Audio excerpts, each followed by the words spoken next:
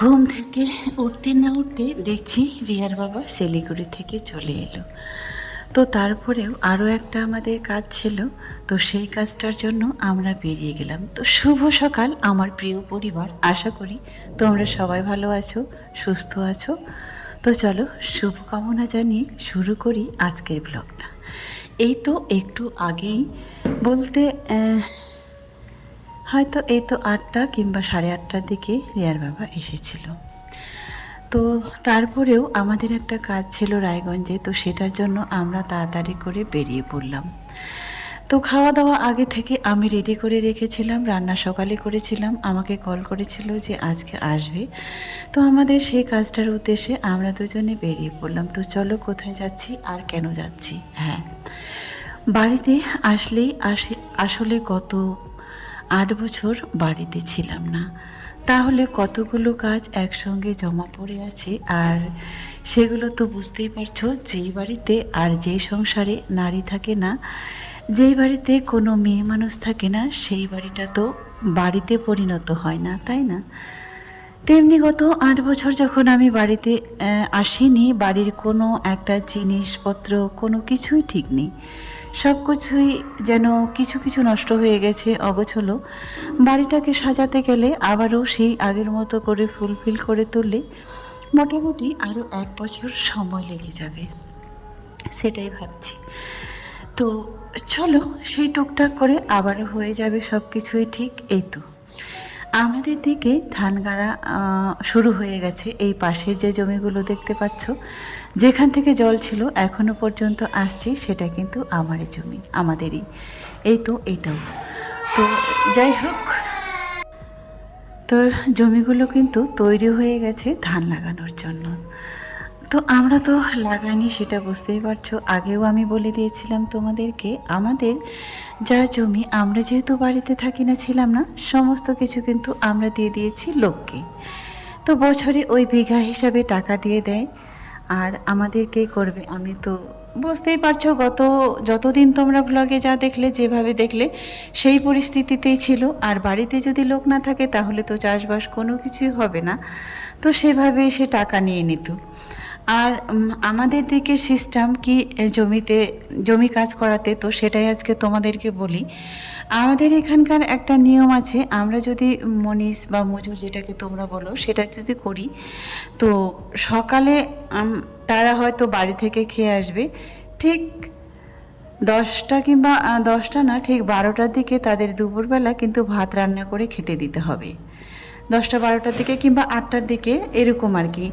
একবেলা ভাত খাবে, তারপরে যে ছুটি যখন হয়, সেই ছুটির আগে আগে, মানে 4টা 4:30টার দিকে ছুটি হয়, তখন কিন্তু একবার তাদের আবারও টিফিন দিতে হবে। সেটা হালকা করে মুড়ি চানাচুর হোক বা রুটি হোক, যে যার সামর্থ্য মতো সেটাই দেয়। আমাদের দিকের কিন্তু সিস্টেম এটা, দুবেলা খেতে দিতে হয়। আর মেদিনীপুরে কিন্তু সেই সিস্টেমটা শুনিনি, তারা নাকি টাকা দিলে হয়ে যায়। তো আমাদের এই সিস্টেমটা, তো এই জন্যই কিন্তু আমরা ধান চাষ বাড়িতে বউ না থাকলে হবে না, সেটা তো তোমরা বুঝতেই পারছো যে সেটা কোনোভাবেই হবে না। রান্না করার মানুষ নেই বাড়িতে, আমরা কেউ নেই, তো কী করে হবে। চলো, দেখতে দেখতে কিন্তু আমরা অনেক দূরে চলে এসেছি। তারপরে আমাদের যে কাজটা ছিল সেটার জন্য বেরিয়ে পড়েছি। তারপরে রাস্তায় এসে অনেক দূর এসেছি, আমাদের যে কাজটা সেটারও কিন্তু খোঁজ খবর নেওয়া হয়ে গেল। তারপরে যাচ্ছি আরেকটা কাজে। হুট করে এখান থেকে বললাম যে একজনের কাছ থেকে খবর পেলাম আমার মাসি নাকি খুব অসুস্থ। এটা হচ্ছে যে ভাইরাল রাস্তাটা, রূপহারের যে বাইপাসটা, কিন্তু সেটাই এটা। তো সেখানে এসে তাকে বললাম যে আমার মাসি এরকম অসুস্থ, রিয়ার বাবাকে বললাম, তো সেই জন্য আমার মাসিকে একটু দেখে আসবো, এটা বললাম। তো বলছে ঠিক আছে, আমাদের কাজটা আগে কমপ্লিট হয়ে যাক, তারপরে নিয়ে যাব। তো এর মতো বলেছে, তো দেখা যাক কবে নিয়ে যায় আর কিভাবে যাই। তো চলো পুরো ব্লগটা তোমরা দেখতে থাকো শুরু থেকে শেষ পর্যন্ত। আমি যখন, তো তোমরা যারা সবাই ভাবছো যে আমি মেদিনীপুরে কি আর যাব না, সেখান থেকে আমি কি সমস্ত কিছু নিয়ে চলে এসেছি, তো চলো আজ তোমাদের সেটাই ক্লিয়ার করব।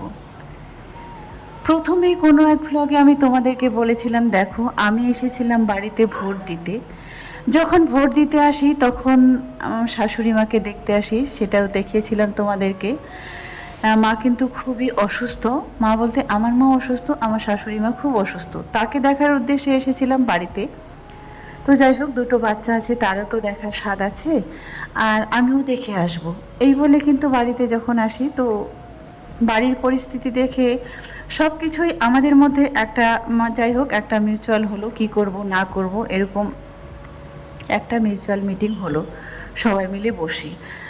তারপরে যাই হোক যেটা হলো, তখন তো সব কিছু এ করে পেছনে ফেলে তো আমিও সিদ্ধান্ত নিয়ে নিলাম, ঠিকই আছে তাহলে ওটাই হবে, থাকবো, কাজ করব, এটাই আর কি। তারপরে সব কিছু যখন মিলে যখন হয়ে গেল কথা, আমাদের ফাইনাল ডিসিশন যেটা হলো, তো যেখানে আমাকে থাকতে হবে, খেতে হবে, বসবাস করতে হবে, তারপরে ভাবলাম ঠিক আছে তাহলে যেহেতু আমাকে থাকতে হবে, তাহলে সমস্ত কিছু বাড়ি ঘর সেই আগের মতো করে আমার সংসার, আমার বাড়ি ঘর আমাকে এইভাবে গুছিয়ে নিতে হবে।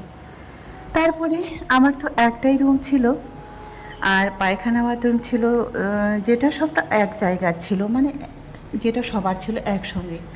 তো যাই হোক, বহুদিন আগে আমরা আলাদা আলাদা সবাই হয়ে গেছি, যে যার মতো পার্টিশন হয়ে গেছে বাড়িতে, কেউ আর কারো বাড়িতে যাওয়ার প্রয়োজন পড়ে না, সবাই নিজের মতো করে করে নিয়েছে। তো আমার ছিল বাকি একমাত্র, তো যেহেতু আমার বাকি ছিল, তো ভাবলাম তাহলে সবাই মিলে বসে ভাবলাম তাহলে এবারতে বাড়িঘর ঠিক করতে হবে। ঠিক না করলে আমি কোথায় খাবো, কোথায় রান্না করব, কোথায় থাকবো, সেটাই হলো। সেটাও তোমরা দেখতে পাচ্ছ, বাড়ি হচ্ছে আমার। তারপরে যে কাজটা ছিল এখানে আসার উদ্দেশ্য, হ্যাঁ তারই মধ্যে কিন্তু আমি চলে গিয়েছিলাম মেদিনীপুরে। তো এরই মধ্যে আমি মেদিনীপুরে চলে গিয়েছিলাম, কাজকর্ম সব কিছু কমপ্লিট করার পরে ঘরে যখন পাটা বসানো ছিল, তখন তো আমার আর কোনো কাজ নেই, আমার কাজ কমপ্লিট। আর এদিকে তাদের স্কুলও কিন্তু বন্ধ হয়ে আছে, অনেক দিন ধরে স্কুল বন্ধ ছিল, সেখান থেকেও বারবার ফোন করছে, পড়াশোনার ডিস্টার্ব হবে, তাই কিন্তু মাঝখানে আমি আবারও চলে এসেছিলাম মেদিনীপুরে। মেদিনীপুরে আসার পরে তারপরে হঠাৎ করে বাড়ি থেকে একটা খবর এলো যে বাড়িতে একটা কাজ ছিল আর একটা খবর ছিল, তো সেটা দেখার জন্য গিয়েছিলাম। আর বাড়ি গিয়ে মনে হলো আমরা যে আম বাগানটা যে কেটে দিয়েছিলাম সেখানে নতুন করে বাগান করব, আরও বলেছিলাম তোমাদেরকে। তো সেই কাজটাই এখন আমার পাশে যে জমিটা ছিল আমার দেওরের, সে কিন্তু লাগিয়ে দিয়েছে। তো আমরা এই জন্যই লাগানি, সবাই লাগালে পরে লাগাবো। তারপরে গিয়ে দেখি সবার লাগানো হয়ে গেছে, তাহলে যেহেতু আমাদের পাশাপাশি জমি, আমাদেরকেও লাগাতে হবে।